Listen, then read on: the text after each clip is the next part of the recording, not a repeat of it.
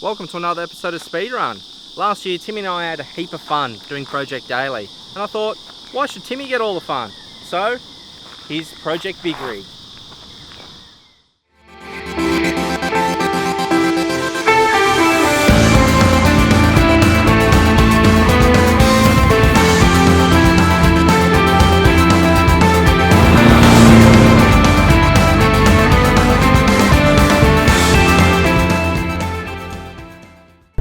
So I bought a Nissan Navara. It's an ST model, 4-drive. A lot of people will be asking why I've chose this particular model. Well, Tim and I, we test drove literally every ute that was on the market at the time I was looking at buying, which is actually August 2015. And out of all the vehicles that we drove, I guess we narrowed it down to a top 3, which was the Holden Colorado, the Volkswagen Amarok, and the Nissan Navara. Now, the first one to go was the Colorado. That was chucked in there. It was really good value for money. It felt powerful.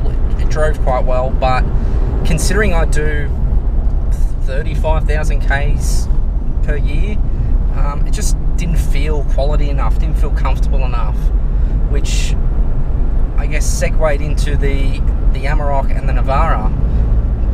The Navara felt more comfortable, but at the time I preferred the driving dynamics of the Amarok. So after talking to Volkswagen about pricing on the Amarok, they simply wouldn't go where I wanted them to go, so I walked into a Nissan dealership and picked this beautiful thing up. So the major selling points of the Navara, for me anyway, was its rated fuel economy was far better than any other ute on the market. So that was a big selling point for me. As I said, I do a lot of kilometres. It's very comfortable, and the coil suspension in the rear end is just so much better than all the offerings from pretty much every other ute out there. So it just suited me a lot better. Sure, it's not the most powerful in the class, the most torquey in the class, but it's certainly not at the bottom. So it ticked a lot of boxes for me in that sense. In terms of towing, it does everything that I want it to do. It's up there with the best in terms of tow rating, and yeah, it's a good bit of kit. So there are a couple of cons that I found after owning the car for a good year and a half. So even though the fuel economy rating was 6.5 combined, the truck doesn't get anywhere near that. I've pretty much tracked every single fill up since purchase, and it's averaged about 8.5 to 8.8 litres per 100 Ks. While that's still outstanding, it's kind of a 40% jump over what factory's rating. So for me, that was a little bit of a con, but not too much. Other than that, I've thoroughly enjoyed the vehicle. I could nitpick and say there's things like missing, like an external temperature sensor, sure, but that's just nitpicking. On the whole, I really enjoy the car. So, doing so many Ks a year, I'm sure you'd be asking me, why on earth did I buy a ute? It's definitely not the most comfortable vehicle compared to, a sedan like a Holden Commodore or a Ford Falcon. Simply put, I just thought it could tow my car and Tim's car a lot better and a lot safer than what a sedan could. Even though a sedan, it'd be almost maxed out, this thing can do it very comfortably, gets good fuel economy while doing it, and it's become a bit of a work ute, I guess, for SpeedRun. So we use it on all our shoots. So some of our shoots we've been hanging out the back of it, hanging off the side of it. So it's actually been quite useful. We've been able to go off-road and get to locations that we wouldn't normally be able to get to. So in that sense, it's done its job. It's perfect for what I need. Sure, it's not the sportiest thing, but it goes quite well. So I have towed both Tim's car and my car using this.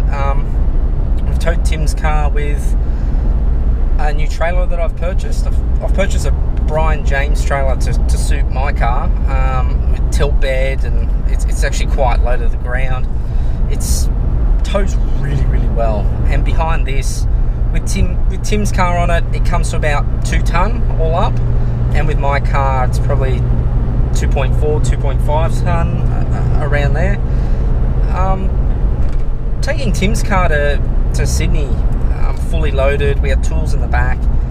I could plug this thing into 5th gear on cruise control, 110, and it didn't skip a beat. Mooney, it just powered up all those hills. Hawkesbury, no issues. So it has been a dream to tow with. The new trailer, it has been awesome to tow with. It just tows nice and straight. It's all electronic brakes, first time I've dealt with it. It's such a good combination, and I'm really, really happy. So, plans for the Ute. I mean, as I said, I do a lot of Ks. It is a work vehicle, so I don't want to go too crazy with it. But at this stage, I'd like to do a couple performance modifications, just to make towing that little bit more comfortable, a little bit easier. So, I guess the first thing I'd like to do is put an exhaust on it. And then I might look at other things like an intercooler or a chip, but no promises there. We'll see what happens. I would like to put some suspension under it, because after 40,000 Ks, I feel the standard shocks aren't that flash. And probably when the tyres are due, I'll look at getting some all-terrains or something with a bit beefier tyre on it, just to fill out the guards, because most of these utes from factory, they don't look tough enough with the stock rubber, so a bit fat rubber I think will look pretty good. So I guess that wraps up this real quick episode on Project BigRig. Hope you guys enjoyed it. You got a bit of information behind why I chose this car and why I think it's actually quite a capable vehicle. Stay tuned to SpeedRun. We'll be covering the build over a few different videos, so see you then. Cheers.